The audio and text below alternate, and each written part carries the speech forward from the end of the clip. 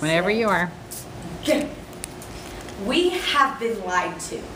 Ever since the infamous day of January 22nd, 1973, when abortion was legalized all through the United States through all 9 months of pregnancy, the evidence of the consequences of abortion have been exposed. It's time to throw off the shackles of the misinformation and realize and accept that abortion kills a unique and developing human being and hurts both women and men physically and emotionally. In this speech, I'm going to discuss the value of human life, the truth of the embryo, and the effect it has on parents. God created us in His own image. He specifically designed us in our mother's womb. In the Bible, He clearly gives us the power to rule over all the earth. But with this power comes great responsibility. One of the 10 commandments that God gave us to follow is "Thou shalt not murder." Do you think abortion is technically murder? I mean, obviously, if someone's heart is beating, we know they're alive.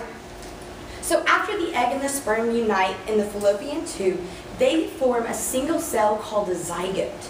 This microscopic cell is smaller than a grain of sand and holds genetic information for every newly created life. Not only that, but from pregnancy week by week states that once a woman misses her first period, 2 weeks after, the child's body system already begins to develop.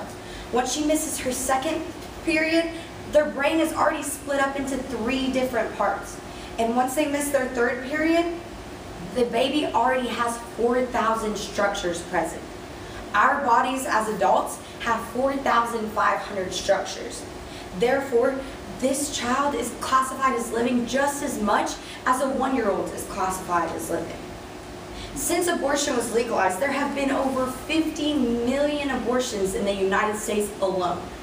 According to the War versus Abortions, with the Civil War, World War I, World War II, Korean War, Vietnam War, and the Persian Gulf War all added up, it doesn't even compare to the amount of abortions that are in the United States.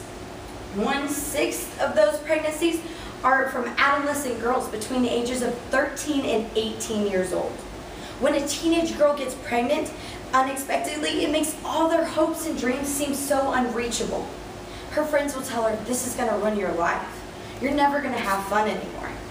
This is when abortion becomes the easy solution to erase their mistake. Abortionists fail to inform you of the complications of this decision. No matter what type of abortion procedure you get, they're all incredibly risky for the mother. She can get infections, tears, or infertility. Women with abortions are 81% more likely to become depressed, develop drug and alcohol addiction, or suicidal behavior. Some long-term complications are breast cancer, miscarriages, and tubal pregnancy. There's many true life testimonies, but here are just a few. A girl named Michelle got pregnant at the age of 18. Her friends told her it'd be a wise idea to get an abortion. She did it, and she said it was the most painful thing she had ever experienced in her entire life.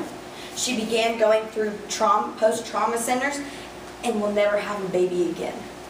A man who supported his ex-wife in the decision to abort both their kids said their legacy is gone, their beauty unfinished, nullified by a decision in which I agreed. I have gone from pro-choice to pro-child. This pain of the murders still lies in his head today. 2 former abortionists quit due to the painful experiences of aborting living children. Dr. Joseph Randall said, "But I think the greatest thing that got us was the ultrasound. The baby really comes alive on the TV. It was moving. The picture of the baby on the ultrasound bothered me more than anything else." We lost 2 nurses that day. They couldn't take looking at it. The doctors know what is really going on. For instance, here's a quote from Dr. Anthony Lamentino. "I want the general public to know that this is a person, that this is a baby, that this isn't just some blob of tissue rolling around. Not only does abortion murder the baby, but it also hurts a profuse amount of people it touches. As pro-life Christians, we have clear access to information and facts on abortion. Therefore, our role is to work harder and harder each day to take a stand and raise our voices to educate all we can and on the respect and sanctity of human life. As humans, we must fight together to protect this precious gift that God has given us, life. We cannot tolerate being lied to anymore. It's time for us to take a stand. Yes.